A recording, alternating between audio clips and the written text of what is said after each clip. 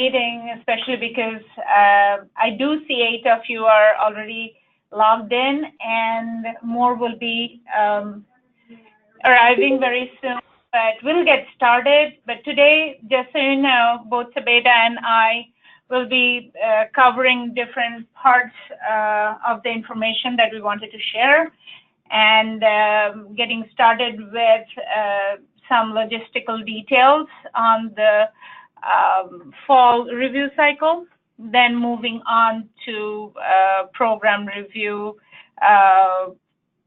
feedback on SPA process that is relevant to SPA process that we gathered more during the SPA coordinators meeting at the Cape Con, and some information related to those. So I'll let Sabeta get started, and Sabeta, I'll transfer the screen control to you right now. Okay, Bahi, I had sent you a message about that, but I'll do my best here. All right, thank you.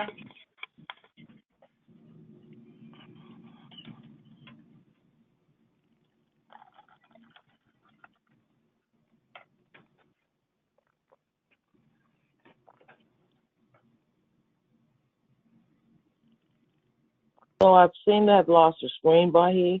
Can you take the control back and you just change the slide sure. for me, please? Sure. Thank you. And then just let me know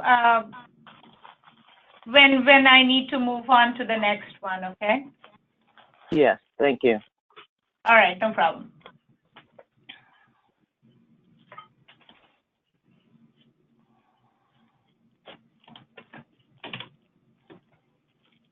Okay, I think Good we're afternoon. all set and can move on.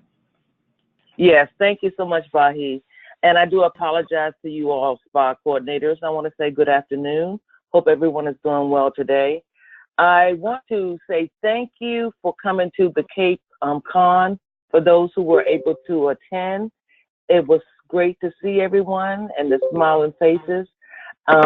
We want to thank you for you being able to come to do sessions or to come to the first annual meeting that we've had at Cape Con. And I just want to say thank you so very much. I do hope you enjoyed our little thank you goodie bags that we passed out to you, and if not, that you could pass it on to someone else who enjoys sweets. So let me begin talking about the fall 2017 program review numbers that we have thus far. Thus far, we have 552 program reports for all SPAs, and that's as of today. As I am still putting in team assignments, the numbers are beginning to reduce slightly. Maybe 2 to 3 programs more will be deleted because we have draft or empty shells there that we weren't able to get removed prior to making a team assignment. We do have fewer reports, program reports this cycle. We have not determined as to why there are less program reports this cycle, but we do know that we have a research team now, and I'm quite sure that they will probably look into that to see exactly why the numbers went down, and we can give you that information at a later time. But right now, feel lucky, since so many of you always have struggles with having enough reviewers, that you will not have to be concerned about a lot of programs to assign to the reviewers. We also request that you let us know if there are some problems with the reports, or if there are program reports that really should not have submitted because they didn't follow the scope that we have given to the EPPs in reference to which programs they should submit. So please just let us know if you do see some program reports that you do not think that the reviewers should be reviewing, and we'll check into it and check with the EPP and get right back to you. But you all have been very, very good this cycle.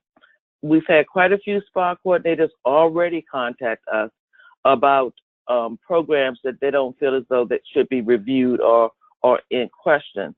So you have been on top of things thus far, but just in case 1 or 2 slip through the cracks, just let us know, and we're looking to that.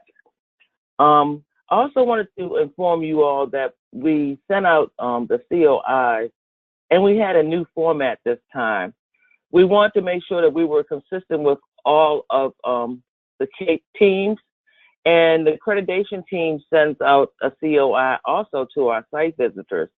And within the requirements for the COI for the site visitors, they request that you list your conflicts, but also sign a code of conduct form. And that was included this time with the COIs. So that posed only slight difficulties for some of the reviewers. They weren't sure where to download the information, the code of contact, once they had signed it. But all this information can be found without going to the link that is provided in the email to reviewers. The reviewers or you could actually go into AIMS, go into your profile, and the conflict of interest, the code of conduct form is at the bottom of your profile screen. So if you should have reviewers that you still need to assign for those who haven't completed their assignments, please refer them to the profile in AIMS, and they can get the code of conduct and the conflict of interest list there. They are having difficulties with, if they have the electronic signatures, how to place the electronic signatures on the PDF. And that's usually done when you save the PDF first, then then click on fill and sign that's on the right side of the PDF, and then insert your electronic signature. And then you would have to save that document again and upload it into AIMS. If you don't have an electronic signature, they would print off that code of conduct form and sign it, then scan it back in, and then save it, and then upload it into AIMS. So just in case you get questions about the COI request and the code of conduct, I've gotten a few in the mail also. You can let them know that they just need to upload that into AIMS. Next slide, please, Bahi.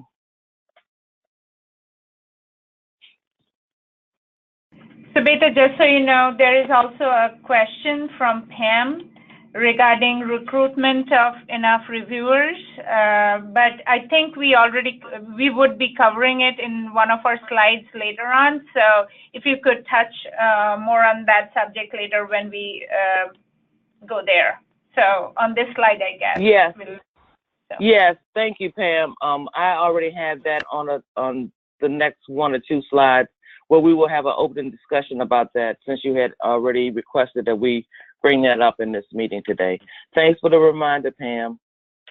Also, I want to let you know that the majority of the team assignments went out on Monday, October 16th, as planned. There was 12 SPAs that had those completed, and I want to say thank you to all who completed them. I am still working on the other SPAs that have put those in since Monday, and those are being released as I receive them. Once I go in, I have to go in, enter the names that you already have put in AIMS, then check the box that gives the approval box, and then I have to go and release the emails. So it takes me not a lot of time, but it does take me a little time to go in and make sure I put in the names exactly how you all have put them in, check the box, and then release them. So once they come in, and since some are still out there, I just want to let you know what happens once they do come in. I would appreciate, for those who have not completed them as of today, that they please get those done prior to Friday, October 20th, as the CAPE accreditation team has an accreditation council meeting starting on Friday through Monday. And I will not be able to go in and check my emails to see who's ready, or to check my AIMS to see those that are ready. And therefore, if you could get those done prior to Friday, I would really appreciate it. Otherwise, it might not be until Tuesday before I can get those assignments out to your reviewers.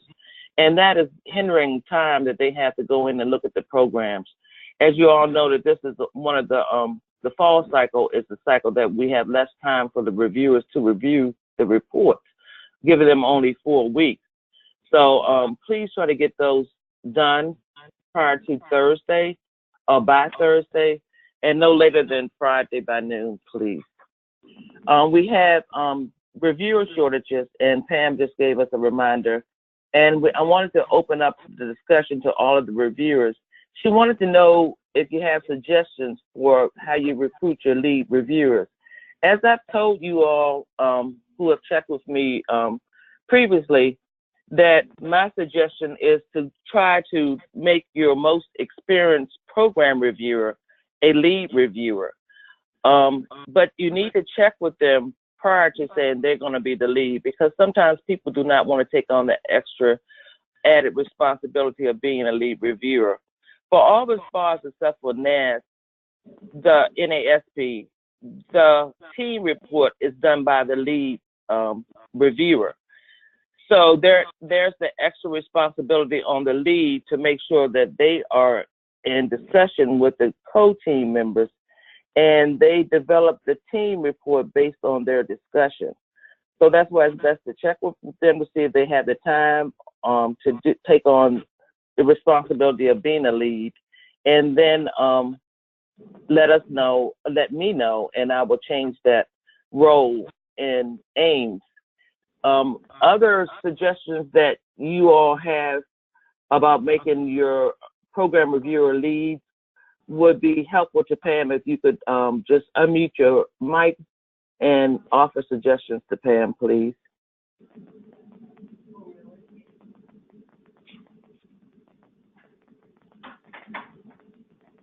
So there's no one out there who has any other suggestions besides the one suggestion about making your experienced program reviewers a lead? This is Kathleen. Am I off mute? Yes. Thank you, Kathleen. Yeah. Actually, what I've tried to use as a lead as being a perk, making them feel like that they were promoted, sort of. And so I've sent emails saying that, I would really like you to be a review lead this time. So trying to make them feel like that it was a good thing to become a lead.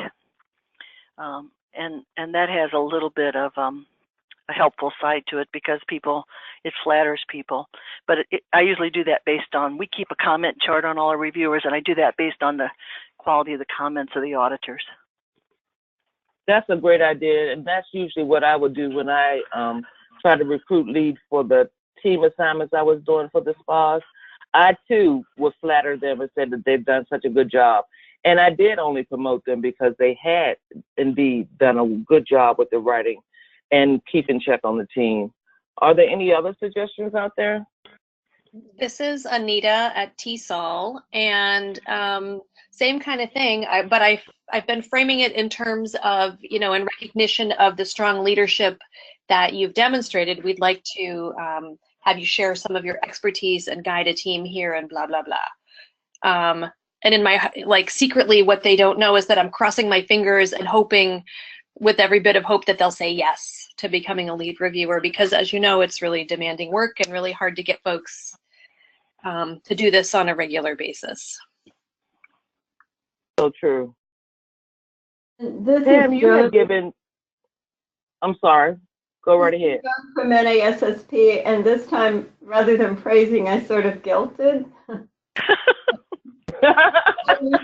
Okay. Called some of the leads who had not sent in their COI or said they were available, and told them that we had a critical need this time and that their colleagues really needed their assistance with the reviews. So I was able to net 3 additional ones that way. And then the other thing I'm doing is pairing people who I think are strong reviewers this time with people who are strong leads, to see if that lead feels as if they are ready to take on the lead role the next time. Well, if it was a different strategy, but it still works, that counts too. Thank you so much. Pam, you had 2 other suggestions that you had sent to me via email. Would you bring those up now, please?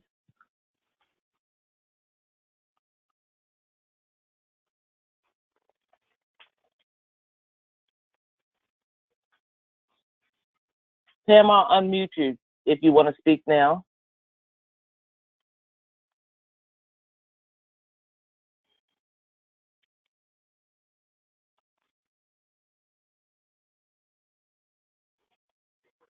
Pam might be having some difficulties or may not be on the phone.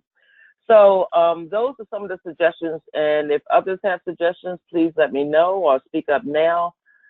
Other than that, I will move forward with the meeting and discuss training of the new reviewers. As most of you all have trainings during the your conferences or convention times, most have trainings once a year. A few have trainings twice a year. I want to let you all know that Kate would like to be present at those trainings of your new reviewers and your compiler trainings to give the Kate perspective at these trainings. So whenever you have them, that's why we ask every year exactly when they are, so we can plan for one of us to attend. As you know, some of our we've had some restructuring with internally at Kate. And so now there's just Bahi and myself working primary with program review.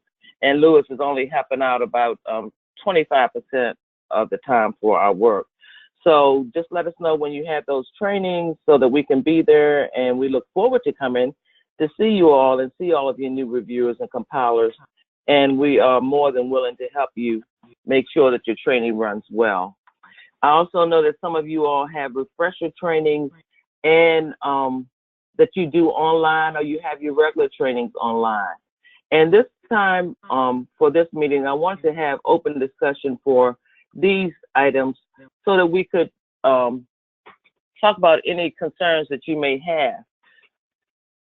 Math, NCTM does their training online, and it seems to be very effective because quite a few of the providers or EPPs don't have the budget to come out and travel to the conferences or conventions during the year for the trainings. So they have thought about doing it online, and it seems to be effective. I don't think I see Irma on the phone right now, but she is someone you might want to speak with in reference to how she does that. She has us put in program reports in Ames, and the training is actually done in Ames along with her conferences with them for the training portion of it. And it's turned out pretty well. It's been doing it now for about 6 cycles, 3 years. So they seem to have quite a few. Sometimes they can have as many as 26 reviewers for a training online. So you might want to discuss with her or math folks exactly how that runs with them and if they feel as though it's effective. And I also want to let you know that whenever you're having your SPA trainings, if you could remind me, because I tend to forget sometimes, I will have those put in our Kate monthly update newsletter that goes out to the providers. And that way they can be aware of your trainings, and we will give them a link to your website so that they can register and attend if they can. Is there any others of you that would like to discuss the training of your reviewers, your compilers, online training, what's worked for you? Because we're here to try to help each other get through this process. This is Kathleen. I don't know if anyone else has tried it, but we've tried doing the trainer of trainers type thing where someone that's a strong reviewer, we ask them to recruit a friend that they could review with and teach. And we've tried that. We've had some success with that. And I don't know if other people have tried that or not, but where one really strong reviewer trains a new reviewer. And it's worth a try if people are having trouble getting people to be able to come to the training. And I can see that that could work too, because if the reviewer is really a strong reviewer or either one of your audit members, then of course they are knowledgeable and they would know exactly what to look for and how to train. So I think that's a great suggestion if others would like to use that. Are there any others?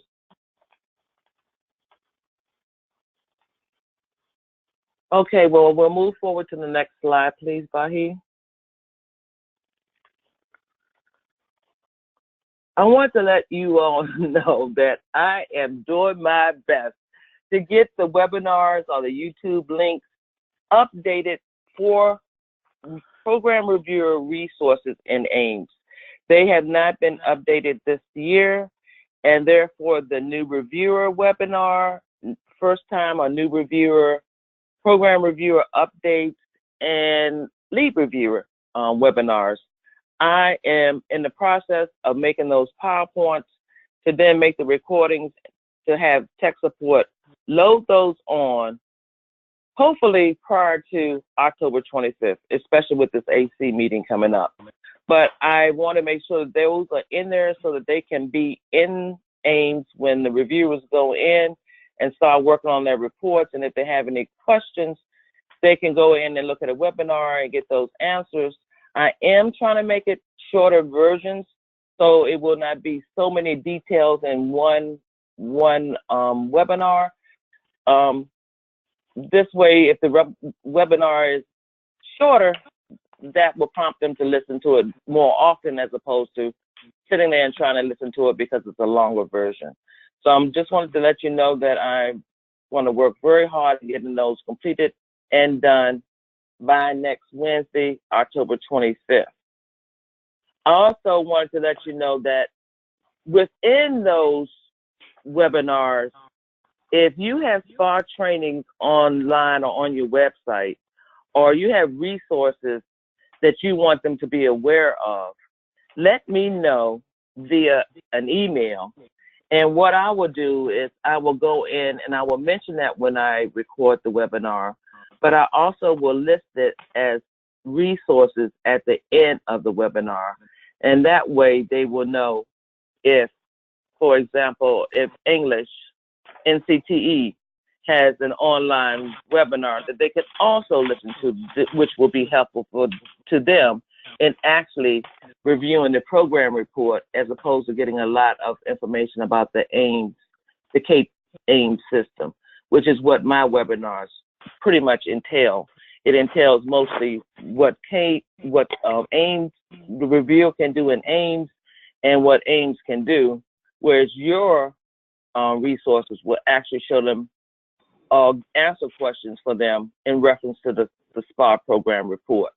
So I really urge you to let me know if you have anything like that out there. I want them to be aware of all the avenues where they can get resources and answers to their questions. Next slide, please, Bahi.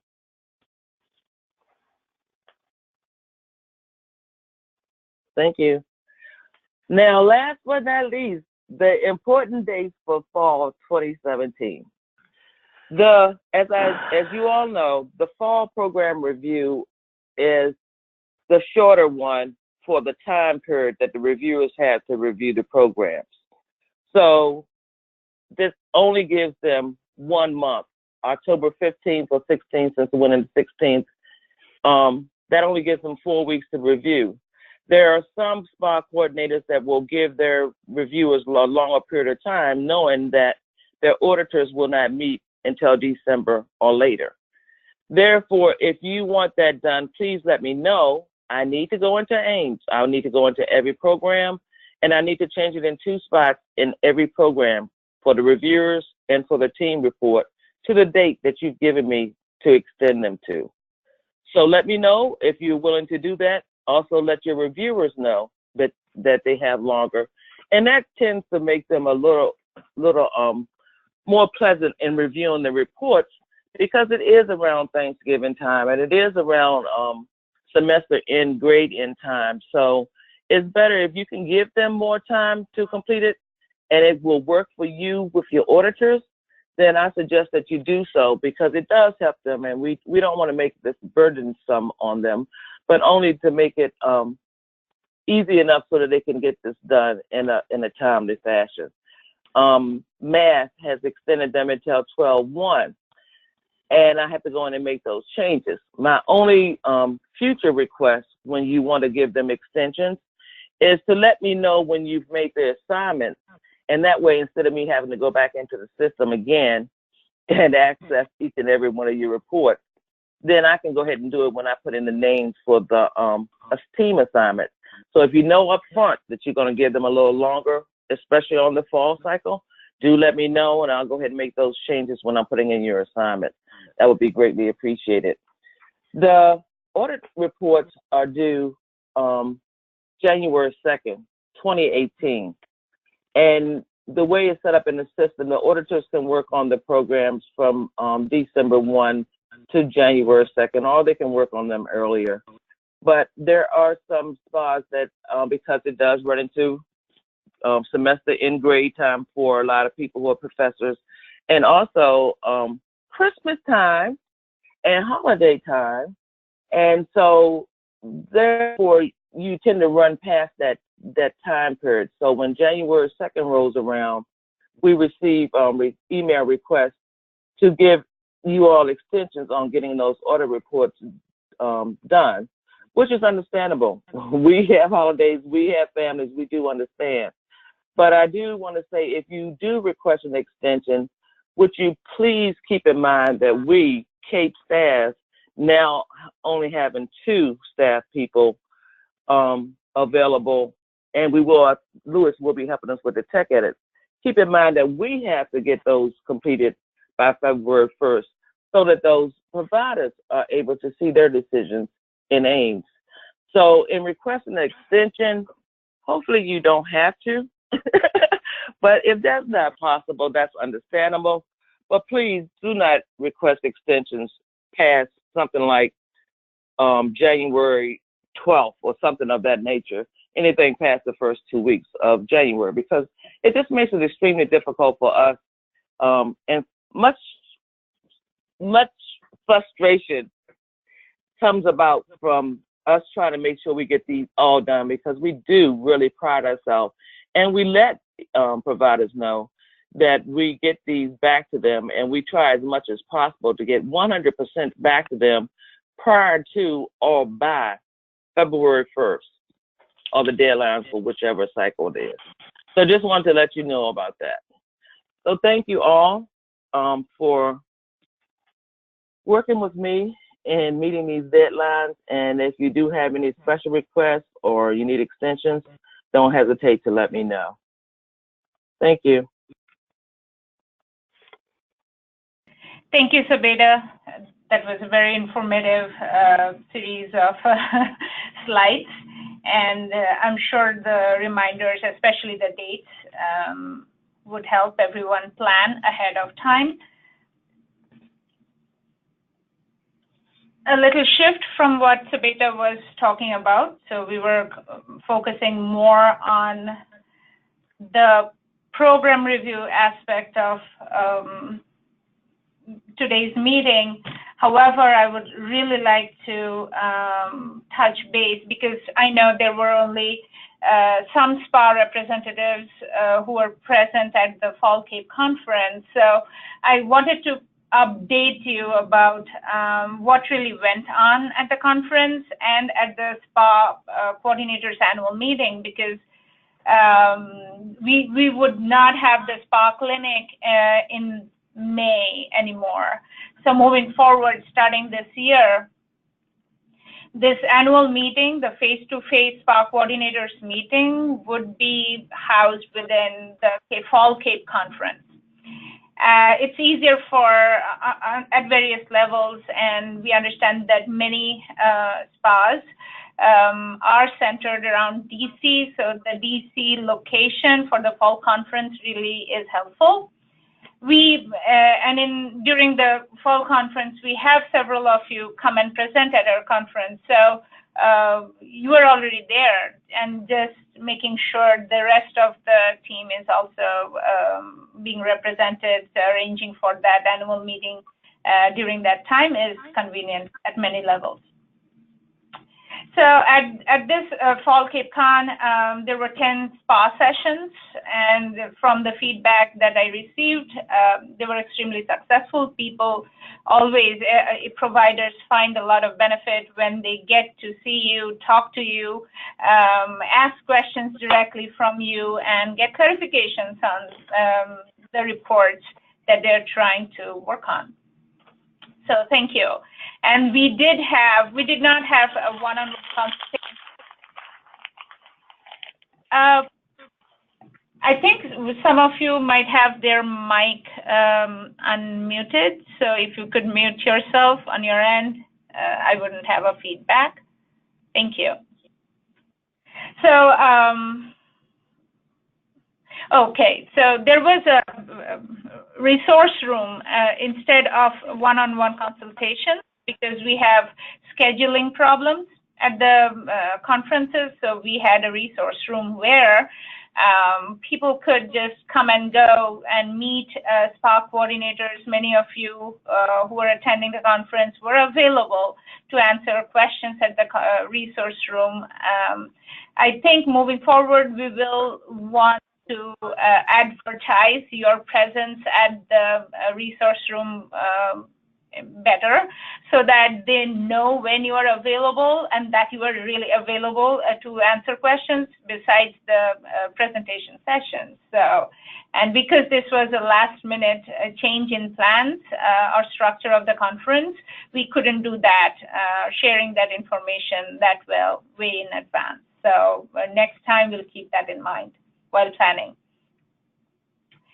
And I think on the 25th of September, we had the SPA coordinators annual meeting. There were 9 representatives from 9 SPAs who were able to be at the meeting. There were others who could not make it because they had some urgent callings, which and we understand, really, we understand and appreciate that you were present at the sessions but could not make it at the annual meeting. However, those who were there, really, we appreciate the conversations we had. It was so uplifting to have you over there to exchange ideas, to ask you questions, and your colleagues got an opportunity to meet some of our new team members, associate a name with a face, and also get ideas from you about crises that particular SPA might be facing at one point of time, and you had suggestions, some wonderful suggestions for them. So great. One thing, and I know Sabeda mentioned in one of her slides while going through her slides that we do have a lower number of submittals for review this fall, very unusual for a fall cycle.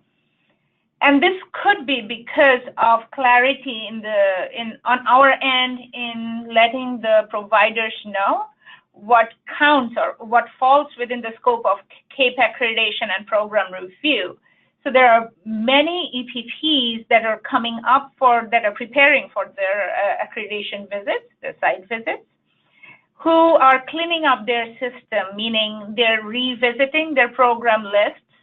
And we are helping them understand which falls within our scope and which don't. Meaning the non-licensure degree programs, any program that doesn't have anything to do with licensure or endorsement or certification of any kind of P through 12 professionals would not be within CAPE scope of accreditation and the associated program review process. Now people are getting that message clearly, and they're cleaning up their lists, and you are getting fewer reports that should not have been submitted in the first place just because they're being offered at the College of Education. And I know many of you have been working individually, letting me know about programs who might not have received that message or did not follow the instructions and ended up submitting a review report. We work with those programs to remove some of the reports and clean up the system even further. And no wonder Sabeda and Lewis are still working with some EPPs on removing and adding the reports that should be reviewed or are eligible for SPA review. That is something that we wanted to make very clear during the annual meeting. We touched upon that, and several of our sessions, our accreditation standard 1, CAPE standard 1 sessions harped on this message, and that is why it was a focal point and a starting point for our discussion at the meeting. We also touched upon the CAPE SPA partnerships, like understanding how the value SPA review process adds in preparing teachers and in the accreditation process, where it fits in, and how program review reports are used by EPPs as evidence to meet CAPE standards. So, and that's why I think it's extremely important for all of us, for EPPs, for SPAs, and for CAPE, to understand the symbiotic relationship that we share, and that one is not diverse from the other. That is why CAPE policies and SPA policies, the program review and accreditation policies, should go hand in hand. And they should not be so divorced from each other that the process of preparing for SPA national recognition is so different that while they're working towards accreditation, they have to work on a totally different process while preparing a SPA report, because the SPA report should be their first step in preparing for CAPE accreditation. That is helpful. So besides national accreditation from CAPE, this is the additional, the bonus they're receiving as national recognition at the program level. So that needs to be understood, and the messaging needs to happen not only at our conferences, but at your conferences, where you are providing training to your reviewers and program report compilers. Because I think the program report compilers are the ones who come with a lot of questions, not your reviewers as much, but your program report compilers come with a lot of questions to understand where the SPA report fits in the bigger picture of CAPE accreditation.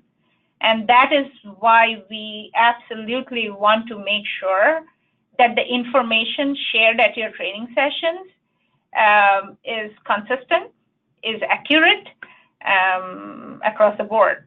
And that is why we want to be present at your training sessions and help. In any case, these questions come up, we are there to clarify it so that, once again, accuracy and consistency to maintain that. There are SPA roles on your end and CAPE roles on our end, and we discussed a little bit about that as well. We will do anything we can to improve this or smoothen this review process. However, there are some boundaries on our end and on your end as well. So those were touched upon. The CAPE SPA fee structure and agreements, possible agreements moving forward to formalize our partnerships, those were discussed as well. More importantly, the SPA standards development process was brought up, was highlighted, the importance of following the guidelines instead of retrofitting a set of standards that have already been approved, looking at how to think about standards development, the SPA standards development process through the lens of the guidelines. That makes the process easier rather than when you already have something done separately and then you are trying to squeeze it in within those guideline structure. The guidelines are there once again to establish a bridge, a connection between CAPE accreditation and SPA program review policies at the college level and at the program level. That is why it is so important to look through the lens of the guidelines while preparing for the standards, while developing the SPA standards. So we encourage you to do that. On the standard, on the guidelines, in the guidelines document, there is a timeline chart that will help you to plan way ahead of time. Maybe your standards are due for revision in another 2 to 3 years, but you need to start planning ahead of time, just like an EPP does. Before they're scheduled to submit a SPA report, they should start planning to revise their assessments and so that they're aligned with your standards. So start the process ahead of time, have those committees in place, select those committee members, and see what kind of resources you would need, time commitment you would require in order to have the standards ready on time. There could be delays in the standards development and submittal process, and that is fine as long as you keep us, meaning the SPA Standards Committee informed about any possible delay in your standards revision process, and we totally understand and respect that. And then we really wanted to share the news that we are trying to rethink about the surveys that are sent out through AIMS. Once reviewers or providers submit their reports and reviewers complete their review process, they have to go through a survey. And we are trying to revise the survey that will go out now. And from the initial feedback that we received, it seemed that the timing, the way it is structured, for every report that you post, you have to go through a survey. It can become cumbersome.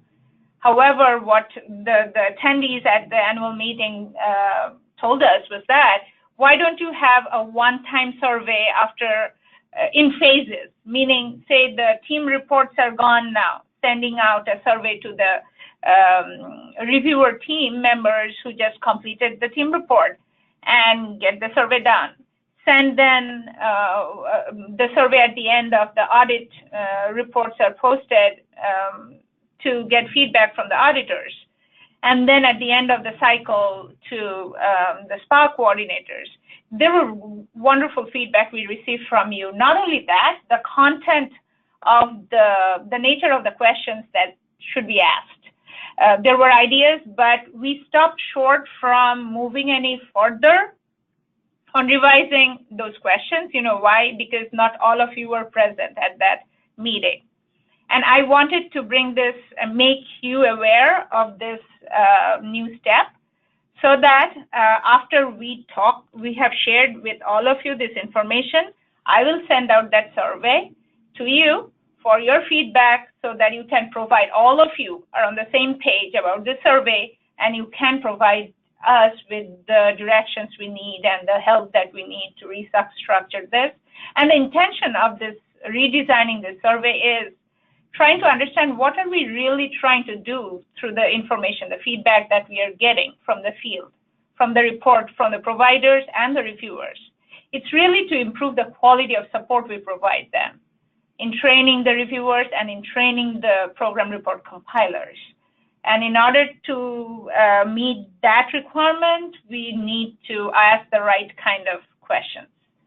So your help will be extremely important in moving forward very soon. Please expect to receive an email from me very soon regarding that survey, and I'll give you a timeline. And we're looking at maybe starting this, launching this new survey for the spring review cycle next year, because it won't happen this year that fast because you are all so busy. We are all tied up in a million different things. So we are hoping spring 2018. We are targeting that as the launch time for the new surveys.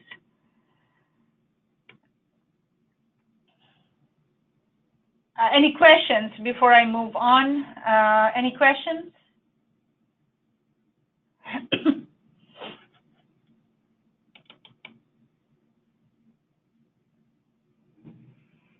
If not, I'll just, a few things. Going back to what Sabeta had started on, and that was the fall review cycle. Do not forget, because I saw that last time, many of you had copied me. That is why I know how well you try to connect and inform your reviewers and auditors on the policies and procedures associated with program review, reminding them to complete all the relevant sections, how the conditions should be specified in Part G, because they're so important for the programs and what exactly they need to do to meet your expectations. Then please ask your reviewers not to urge programs to seek waivers from CAPE, because CAPE staff we do not have the authority to provide waivers. Only states will provide waivers if there is no enrollment at the time of site visit. So it's a tricky situation, especially for states that demand program review, especially SPA program review, no matter what, no matter how low the numbers are, as long as they do have some enrollment. How they handle it is the state's problem, but we have to abide by those rules. And we, in order to be consistent across states, we request you not to recommend waivers for low enrollment. Please direct your reviewers and auditors to the reviewer report writing document in AIMS. It's the same document you used last cycle. It's under PRS resources. I heard that most people find the document very helpful. If you have other resources, please feel free to share those. It might not be this writing document, but something else that is more or directly relevant to your SPA, the language associated with your SPA. So please feel free. And remind the lead reviewers about their responsibilities to get in touch with their team members on time, not to wait until the last moment to look at the attachments, the nature of the report, whether these are submitted as an initial review when they should have been response to conditions, or vice versa. Any anomaly should be looked at and informed. CAPE should be informed, the SPA coordinator should be informed ahead of time, so that we do not catch these at the time of tech editing, and then it's it becomes so time consuming. So please inform your lead reviewers regarding that. Keep checking. As you know, in AIMS, you can look at the report status when reviewers have last accessed the report, if they have at all opened the report even once. You can see the dates, right? So keep checking them. That way it informs which reviewer might be on time, on schedule, who might not be, and that gives you a heads up and a key in how you could follow up with them. And the quality of scrutiny that the audit team needs to do while they're auditing reports, a reminder regarding that. And all of you do a wonderful job. I have seen that in the previous cycles in your communications with them, but this is on our end, just a reminder for you as well. And this is my last slide, just to remind you that our next online meeting, SPA coordinators online meeting, is scheduled on November 28th, which is a Tuesday, same time, 2:30 to 3:30. On December, most of us, either we will be out or busy in our own capacities, so we'll skip December meeting. We'll be meeting once again in January. January 17th would be the date. It's a Wednesday. And after that, we are meeting on February 20th, which is a Tuesday. So alternating between Tuesdays and Wednesdays, but keeping the time the same, 2:30 to 3:30. I know many of you have problems attending the meetings when it's Wednesday or Tuesday, so we just keep moving it back and forth. And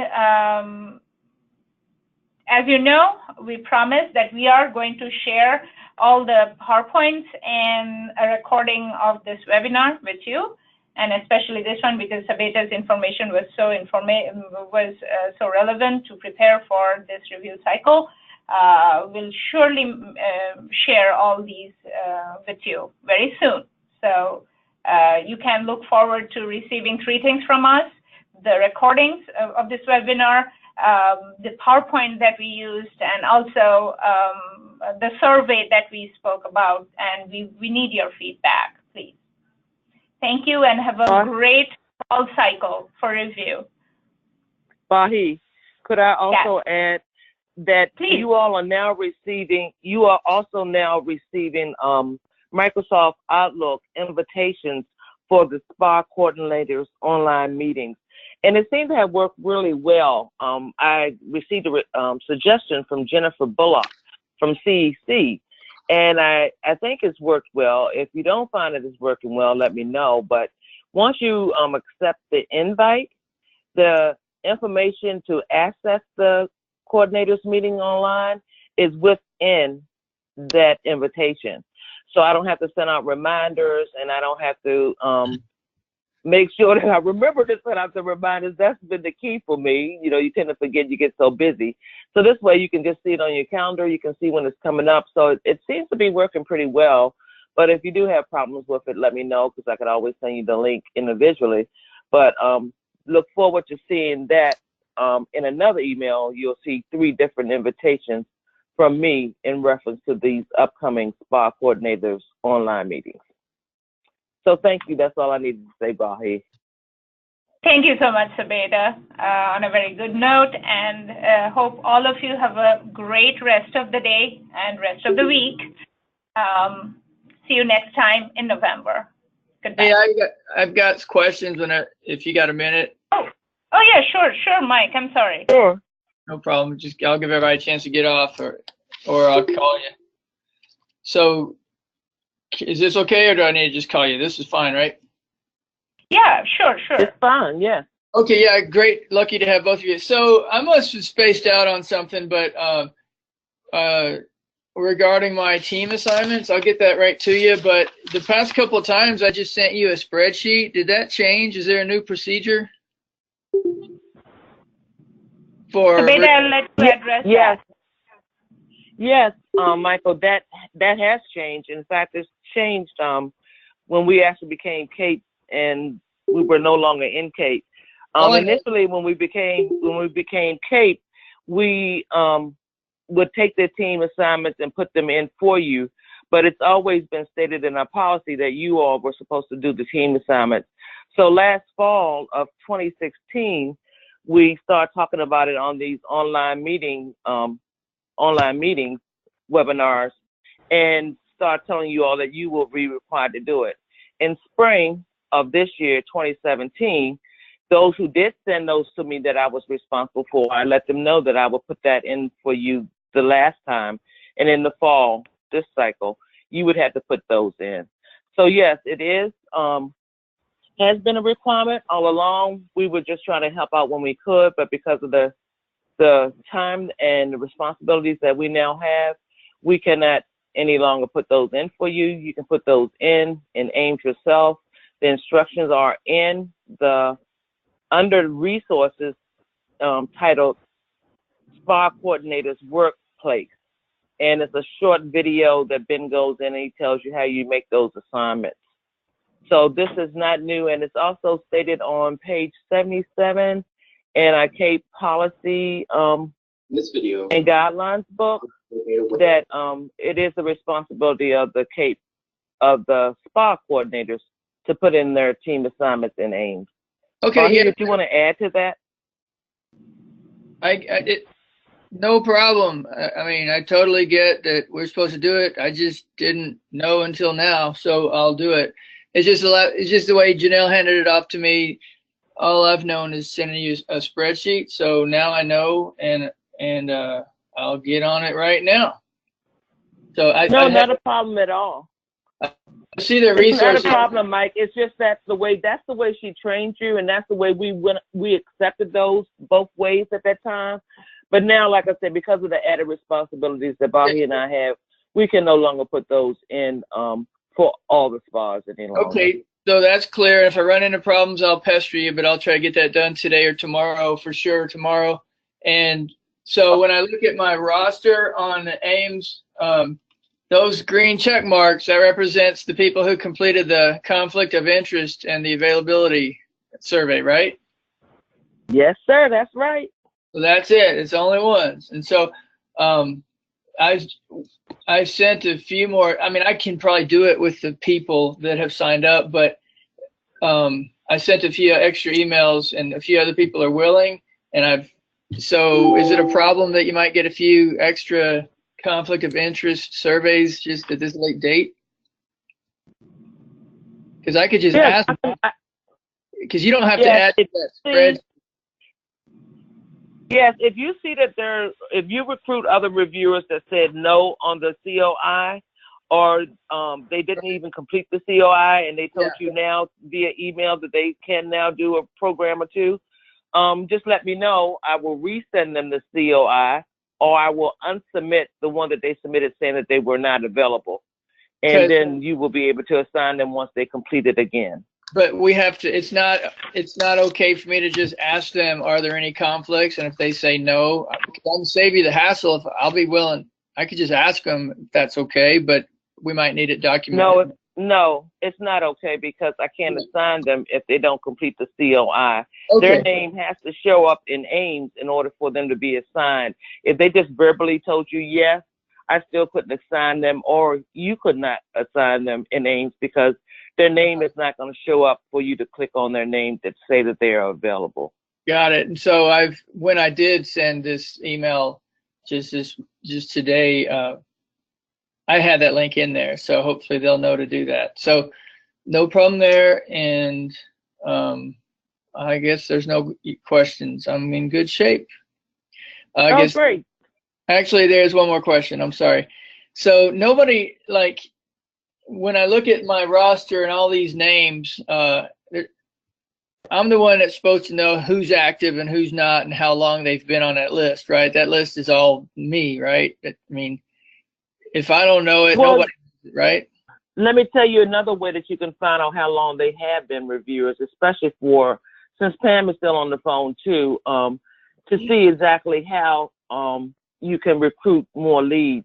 If you sign into Ames as your SPA, so you would sign in as with the signs, ID, and password, and you go to recruiter roster, you can actually see the reviewer's name listed, and it will tell you each time that they reviewed. Like if they reviewed in fall 12, if they reviewed in spring of 16, if they reviewed in fall of 17. So it gives you every date that they actually, not date, but every cycle that they reviewed. So that'll give you an idea of which ones you might want to recruit to be leads now. Slow down, hang on. I'm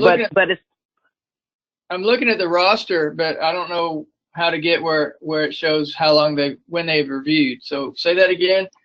I'm looking at the roster. Are you signed in? Are you signed in as you, or are you signed in as NSPA? Because you're not going to see the time periods that they reviewed when you sign in as you, the SPA coordinator. You would have to sign in as NSPA, and then you will be able to see exactly how many cycles they reviewed. How do I sign in as NSTA? I've never heard of that. Excuse me, Mike and Sabeda. Offline. Yeah. Mike and Sabeda. Offline. Yes, if you do not mind, we just hit the timeline of 3:30. And Mike, if you do not mind following up with Sabeda, either call her or email her. She'll be able, I'm sure she can support you. And Sabeda, I think Pam also has a question for you on how whether both of you need to be online to do this or not, the assignment part. So both Pam and Mike, if you don't mind following up with Sabeda after this meeting, it'll be great. Thank you so much. That sounds good. Okay, thank you, everyone. I look forward to hearing from you and Pam. Bye-bye. Bye.